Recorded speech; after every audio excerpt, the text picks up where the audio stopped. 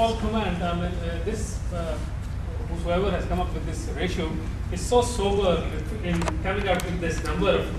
I'll go with him. I tend to agree with him that in not very large organizations, in medium-sized organizations, this 50 needs to be enhanced up to 80%. I think the 50%, correct me if I'm wrong, 50% of the survey respondents. These are people who responded to the survey, so these were the CFOs of mostly large enterprises. But they came up with the idea that 44% Are poor to to average. average at anticipating external forces. Now, take a clue of what you were saying, that what percentage of it in the middle-sized organization lack the forward-looking approach? Besides 9 AM is a good example. I think in my observation, about 70 to 80% of the time with the CFOs and the financial guys is wasted in the routine things. That forward-looking thing is not on his head till he is asked by the management, because it's to get best of from both the functions we have been discussing. It's the management who has to really keep them. Okay, so I have a very provocative question. Be careful because then Professor Saab is also going to start. Now you see, who is the management? That's again, if we recall our earlier discussion, when we talk about the growth, who is the management? You see, the dilemma in Pakistan is that there are 700 plus listed companies. Out of that, 600 have the common shareholding and the management. Correct me if I'm wrong, right? And these companies are holding, their family members are holding key positions, whether they are on the board or they are on the kitchen table, right? They're holding the same positions. Wives are on the board, sisters are on the board, they are family concerns. They need bookkeeper to manage day-to-day transaction only. They need information guy only to the extent to support that bookkeeper. Even they don't go beyond that. You see, if I'm allowed to give you the example, 50s and 60s Pakistan was more vibrant than the Indian industry. 50s and 60s Pakistan. The Pakistani companies were being quoted in the region. But 80s India and the 90s India become more vibrant with the companies like Infosys, with the groups like Ambani's. They become global benchmark or brand makers, right? Only because they thought beyond the boundaries.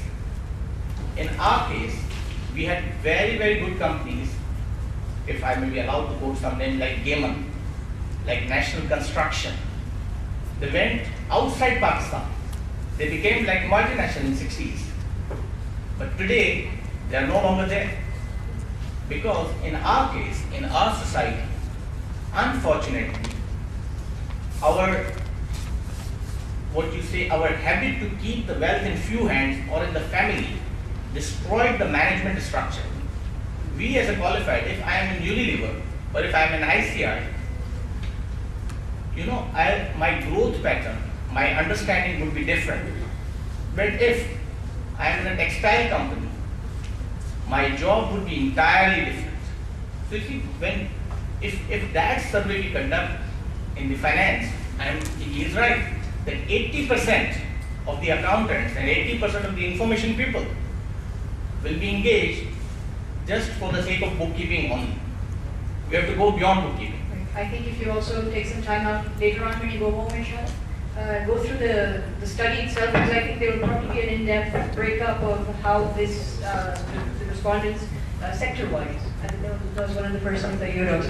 But it would be interesting for that in-depth to compare financial sector there. Size of the organization is more important. It's also there. It's also there. Arslan, sorry. I'll leave you with a provocative question that, if your finance stays bogged down in transaction management, then what is the probability that they will ever be doing and participating in strategic decisions?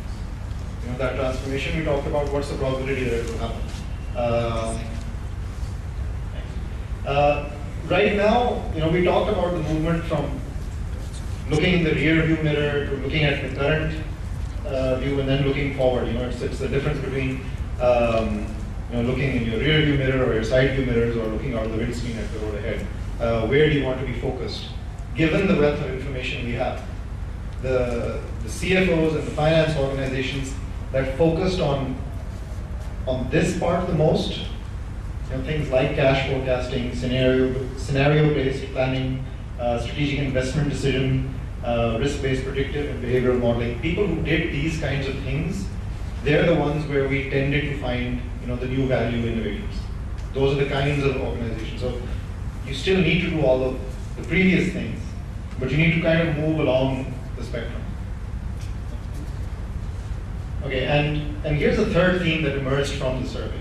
So out of all the people we studied and we looked at the data, the third thing that we learned was the greatest rewards come to those organizations which are doing both. So the organizations that financially outperformed everyone else, right? They were way ahead in terms of revenue growth, in terms of EBITDA growth and return on invested capital, were the ones that did both. The ones that were exceptionally good at transaction management, at financial discipline, and the ones that were able to give business users the better business insight. If they were able to make their operations not only automated and faster and more relevant to getting people information when they needed it, but if they were able to also deliver key business insights, this group outperformed everyone. They left all the others behind. Next. And you don't have to take my word for it, this is the data. So if we look at revenue growth across a 5-year period, these are the segments. So if you were good at finance efficiency, so if you went from below to up, your revenue growth went from 9 to 9.8. If you increased the value of your business insight, it went from 9 to 9.3. If you did both, you had a revenue growth of 14%. That is a huge difference.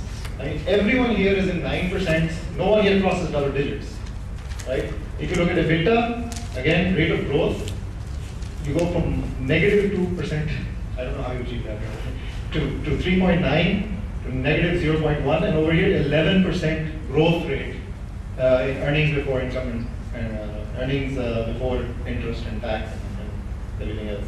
Return on capital, 7. You get better at financial efficiency. You're the super guru of transaction management. You're very, very efficient. You go from 7.8 to 10.2. If you're not that great at financial efficiency, but you're still somehow with your old processes, with your hundreds of different data sources distributed all over, but you're still managing to provide business insight, you improve from 7.8 to 11.6. But if you do both, you're a whopping 12.1%. That's your growth rate. And everyone knows what happens with growth rates, right? They compound year on year. So where is your company going to be if you can manage to do both of these things? And I think that's my last slide. Yeah. The path forward really is really to determine where you are on that matrix. Are you over here? Are you over here? Are you over here? And things that you have to do, this information, the recommendations, the findings, the path forward, it's all included in the results of the survey. But it says, find out where you are and try to do more of the things. Create the space to do those things that are correlated to higher growth. Because at the end of the day, while all of the CXOs are entrusted with and are responsible for the company's future, its sustainability, its financial sustainability, I think it is the CFO who has his finger almost every day on the pulse of that reality, how you're doing. And if you really want to honor that responsibility, then you have to say, okay, how can I get better at doing the transaction management, and how can I get better at providing genuine business insight to people in the organization, not just the CEO, to every level of the management tiers. How can I get them more information better? I would like to say that IBM has the answers to all of that, but I've been told not to do too much our own promoting. This is more about what we've learned from other CFOs, sharing those foundations and those findings, and more importantly for us to learn what are your concerns. How do you view these? So that's really all. No selling. Sorry. Selling. But I don't know. Has he? Does he deserve a round of applause?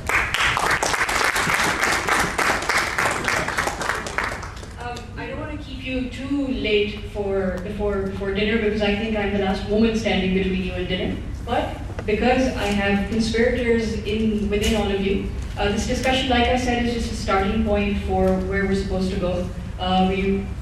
It's always a good sign when you run out of time and people still want to say something.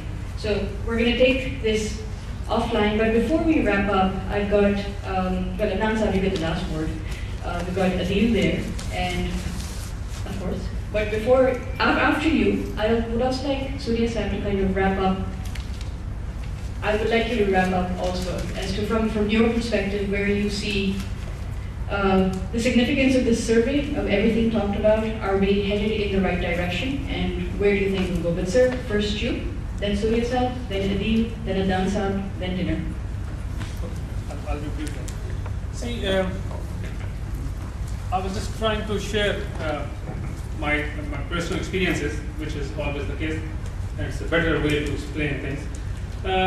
When I was confronted with these sort of problems of late last year, when we, Adnan sir knows what we were up to, we just came up with this idea, and we made the two functions realize that you may have arrived in different ships, but we are in the same boat now.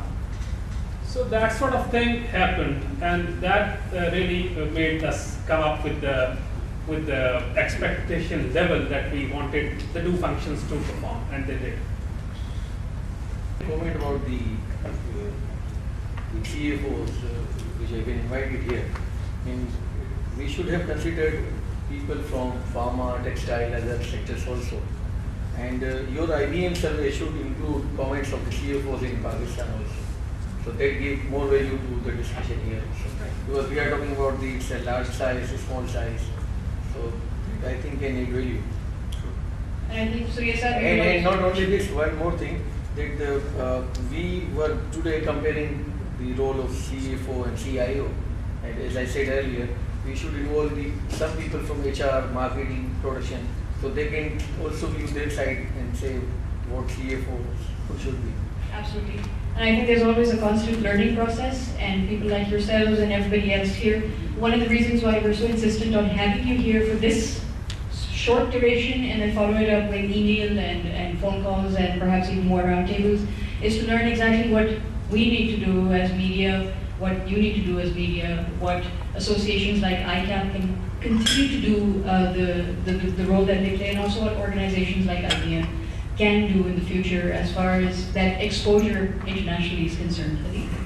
Well, I think this presentation very rightly raised the point is that you need to know where you're going, because I mean, I've interacted with a lot of companies. I'm speaking from my personal experience. I've had the chance to speak to a lot of CEOs and CFOs on screen, and many times I've been asked not to talk about the financials, but not pinpointing anyone sitting here or not talking about any particular company. But the problem that I've actually realized that at least in Pakistan, companies don't want to do better. It's the fact that they lack the motivation. I mean, एक चीज चल रही है तो उसको चलते रहने दें. पैसा जिस हद तक बन रहा है उतना बनता है. The motivation to actually grab more market share to get better is actually lacking in a lot of organizations. I'm not talking about all of them. But the point is, very rightly raised, you need to know where you want to go. And once you have that thing built into your mind, you will automatically become an integrator. You would really want to implement new and more innovative ideas in order to get there. That's where I would like to end it. Add one small remark. Adnan sir? Please. नहीं, मैंने कहा पहले permission they. It was a very useful discussion, no doubt about it. A lot of learning points, a lot of concerns, a lot of improvements. But I think what matters most on the improvement side going forward is, it doesn't matter who is more important. I think it doesn't matter what is more important. I think what matters the most is how we can be more important to each other. And that's the way we should focus more and more going forward. Because as I said, everyone is important in an organization. It just depends upon how we work together and create value to be more important to the organization. just to add to what Adi was saying, I think I've also wondered why we always have these comparisons of CIOs and CFOs. I think the real thing is where do companies want to go. And one of the reasons that probably people have this difficulty of just staying where they are and not really going out and grabbing the bigger market share is because in order to do that, one needs a strong team. And the general trend in Pakistan has been that people who were IT managers before are now called CIOs, and people who were finance managers are now having CFOs written on their cards. But the real definition of a CIO or an IT manager, and similarly CFO and a finance manager is totally different. And the people who have achieved that are really seeing the rewards of that, where people actually work as integrators. So for a CFO or for a CIO, if they're only that if they are value,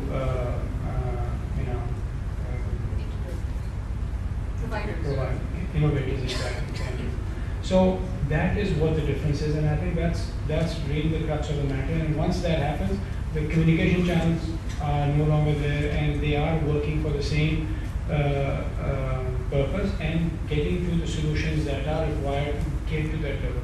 And when you don't have that team, you don't have the urge and the strength or the confidence to actually go for that market share.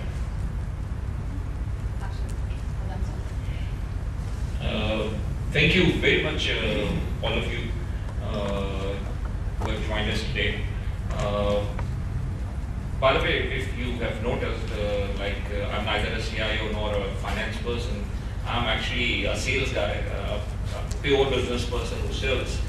And when I was doing my MBA, there was a friend of mine, and I was really bad in financial accounting and other such stuff. And he was equally bad as well. I mean, he was bad as well.